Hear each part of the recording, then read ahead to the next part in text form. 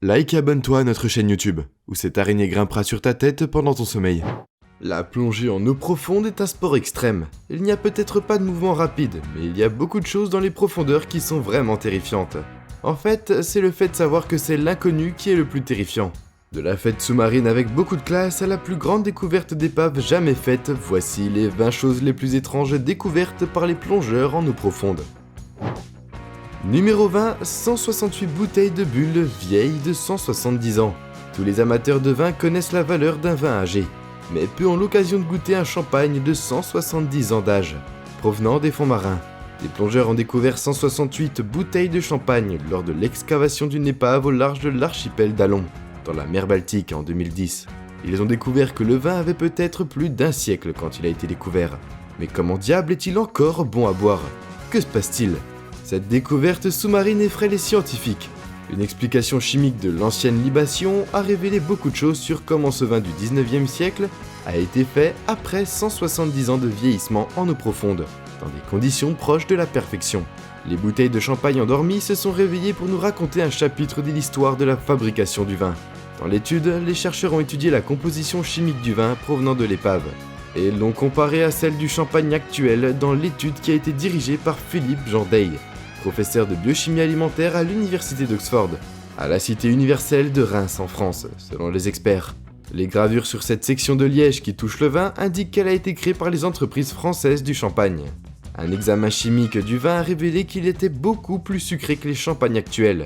Le taux de sucre du vin de 170 ans était d'environ 20 onces par gallon, alors que les champagnes d'aujourd'hui ne contiennent qu'environ 0,8 onces à 1 once par gallon.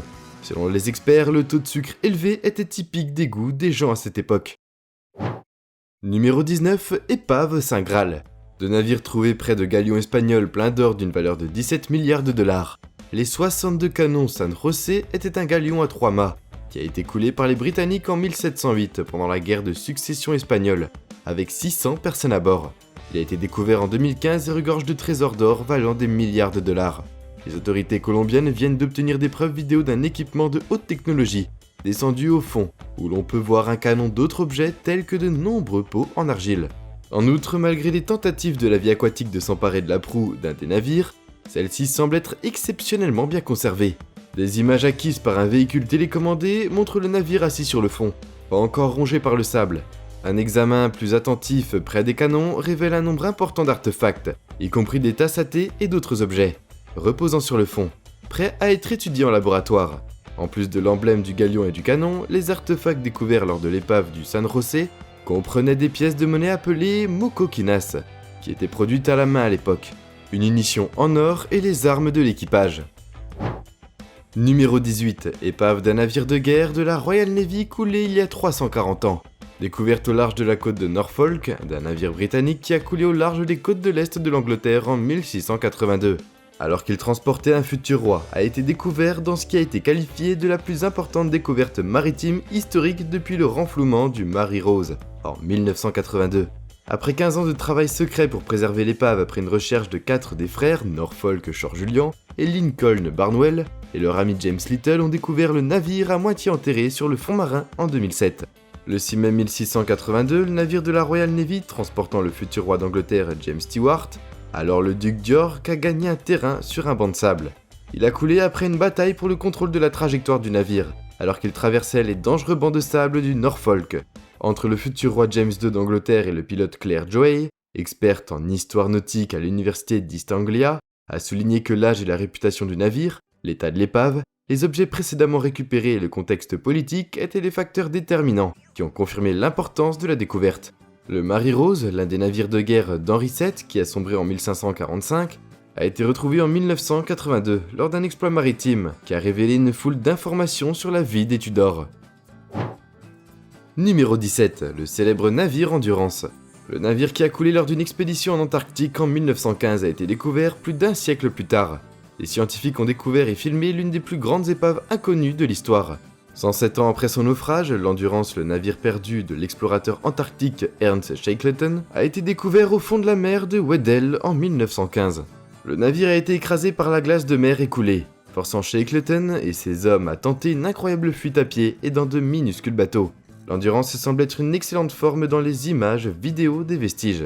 Même après avoir reposé dans 3 km d'eau pendant près d'un siècle, il semble toujours être le même que le jour où il a sombré en novembre. Intact, et le nom Endurance est clairement visible sur la poupe. Le Falkland Maritime Heritage Trust a été le fer de lance des recherches pour retrouver le bateau. Trust a été le fer de lance de la recherche du navire disparu en utilisant un brise-glace sud-africain aux glaces. Il a été équipé de submersibles télécommandés. Le Dr John Shears, géographe polaire chevronné, a dirigé l'opération, a décrit le moment où les caméras ont atterri sur le nom du navire comme un moment inoubliable. Numéro 16. La plus ancienne épave intacte au monde a été découverte. Les archéologues de la mer Noire pensent avoir découvert l'épave intacte la plus ancienne du monde, au fond de la mer Noire, où elle semble être restée intacte pendant près de 2400 ans. 75 pieds, supposé être de la Grèce antique, a été découvert avec son mât, ses gouvernails et ses bancs d'aviron intacts, à un peu plus d'1 kilomètre sous la surface. Selon les experts, l'absence d'oxygène à cette profondeur l'a préservé. On pense qu'il s'agissait d'une sorte de navire de commerce que l'on ne voyait auparavant que sur le côté de poterie grecque antique, comme le vase de la sirène au British Museum. Cette pièce de la même époque représente un navire similaire transportant Ulysse devant les sirènes avec le héros hémorique, enchaîné à l'amas pour résister à leurs cris. L'équipage aurait déclaré qu'il avait l'intention de laisser le navire là où il a été découvert, mais qu'un petit morceau avait été daté au carbone par l'université de Southampton, et que les résultats ont confirmé qu'il s'agit de la plus ancienne épave intacte connue de l'humanité. Numéro 15. Yellow Brick Road. Une fascinante formation rocheuse sur Terre qui ressemble à la fictive route de briques jaunes du magicien d'Oz, et a été récemment baptisée route de l'Atlantide. Des chercheurs en eau profonde ont découvert la route sous-marine au large de la côte d'Hawaï, sur le plancher de l'océan Pacifique. Il était à la recherche de formations sous-marines connues sous le nom de monts sous-marins, qui sont formés par l'activité volcanique. L'équipe du navire d'exploration a repéré un élément inhabituel lors de ses recherches dans une zone de l'océan Pacifique, appelée l'Ilio Kalani Ridge, selon une vidéo publiée par Revi Norlest sur YouTube. Elle fait partie du musée national marin de Papano-Mokakea.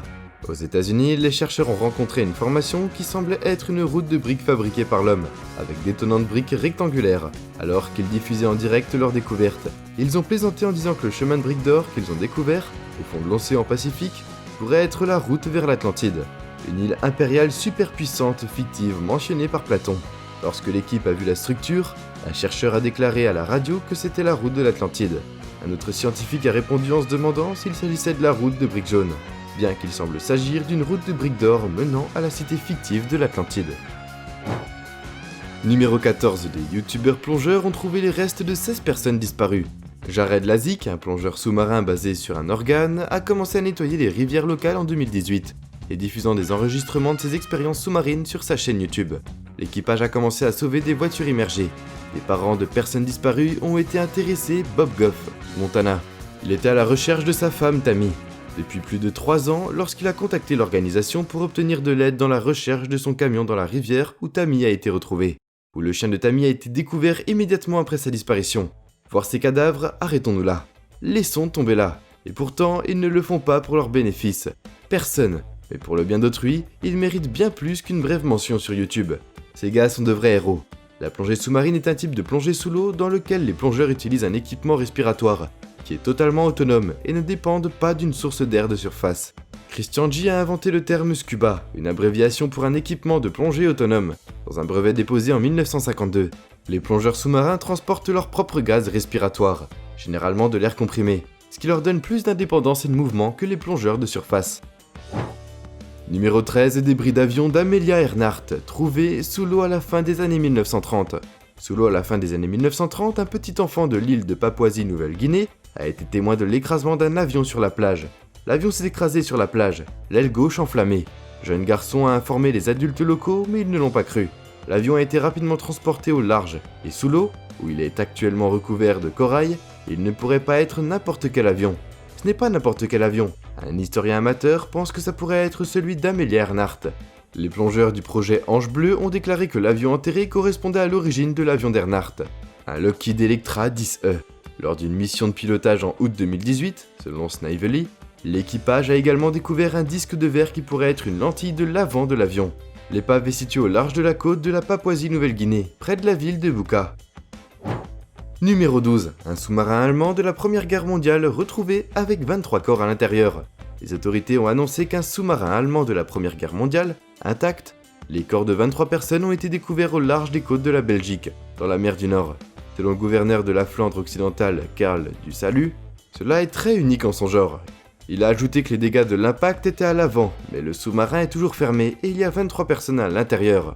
Le bateau de conduite de type UB2 découvert mesure 80 pieds de long et près de 20 pieds de large, assis à un angle de 45 degrés entre 82 et 98 pieds de profondeur. Les dommages à l'avant du navire suggèrent que le pont supérieur du sous-marin a pu entrer en collision avec une mine. Bien que deux tubes lance-torpilles aient été endommagés, le tube le plus bas reste intact et fermé. Le sous-marin est recouvert de bernacles et d'algues. Il est également orné d'équipements de pêche tels que des filets. Les chercheurs ont découvert le U-Boat. Selon Ducalu, il a refusé de révéler sa position exacte, jusqu'à ce que l'endroit ait été sécurisé. Il a téléphoné à l'ambassadeur d'Allemagne parce que nous devons voir ce que nous pouvons faire avec les restes.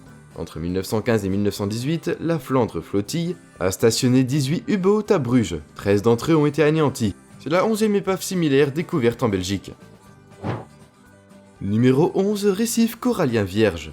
Découvert au large de Tahiti, des scientifiques ont découvert un récif corallien de près de 3 km de long au large de Tahiti. Il ne semble pas avoir été affecté par le changement climatique ou l'activité humaine. Selon l'UNESCO, le récif découvert est l'un des plus grands récifs sains jamais enregistrés, avec des coraux en forme de rose à perte de vue. En novembre, une équipe de scientifiques et de photographes a passé 200 heures à étudier l'énorme récif. Ils ont mesuré des coraux de plus de 2 mètres de diamètre et ont observé le frais des coraux. La plupart des récifs coralliens connus des chercheurs se trouvent à des profondeurs allant jusqu'à 10 mètres. Le récif situé au large des côtes de la Polynésie française, quant à lui, est plus profond, de 100 à 210 pieds. Sous des mers peu profondes et bien éclairées, la zone mésophotique est le point le plus bas de l'océan, où la lumière du soleil peut pénétrer. Les scientifiques pensent que la profondeur du récif peut le protéger des conséquences de l'activité humaine. Le blanchiment des coraux est une menace pour les récifs coralliens du monde entier, les rendant vulnérables aux maladies et à la mort. Les invertébrés d'eau salée se nourrissent de minuscules algues qui vivent dans leurs tissus. Les changements de température de l'eau, la pollution, un ensoleillement excessif ou les marées basses, les algues disparaissent et le corail devient blanc. Le changement climatique est la principale cause du blanchiment du corail. Numéro 10. Une enquête révèle un squelette vieux de 12 000 ans dans une grotte mexicaine. Pendant 12 000 ans, les os d'une malheureuse fille nommée Naya ont été conservés dans les profondeurs d'une grotte souterraine au Mexique, préservant des preuves de l'origine des premiers Américains. Ces indices ont finalement été découverts sous la forme du crâne de Naya et de l'ADN dans ses os, qui a conduit les experts à croire qu'il y avait une seule grande migration vers les Amériques, via un ancien pont terrestre qui enjambe aujourd'hui le détroit de Bering et Yaman. Asmaram, géochimiste à l'université du Nouveau-Mexique, qui a aidé à estimer la durée de vie de Nia, a comparé son récit à celui de Lucie, une progénitrice humaine âgée de 3,2 millions d'années, dont les ossements ont été découverts en Éthiopie il y a 40 ans. Ces os ont été si bien conservés dans les eaux froides et sombres du Hoyo Negro, une grotte massive de 100 pieds de profondeur dans le Yémen mexicain. Depuis des décennies, les anthropologues ont étayé la théorie selon laquelle les Amérindiens d'aujourd'hui sont les descendants d'anciens peuples qui ont traversé le pont terrestre de Béringie, de la Sibérie aux Amériques. Mais les scientifiques restent perplexes face aux restes de squelettes qui proviennent d'Afrique ou du Pacifique Sud, plutôt que de Sibérie ou des Amériques.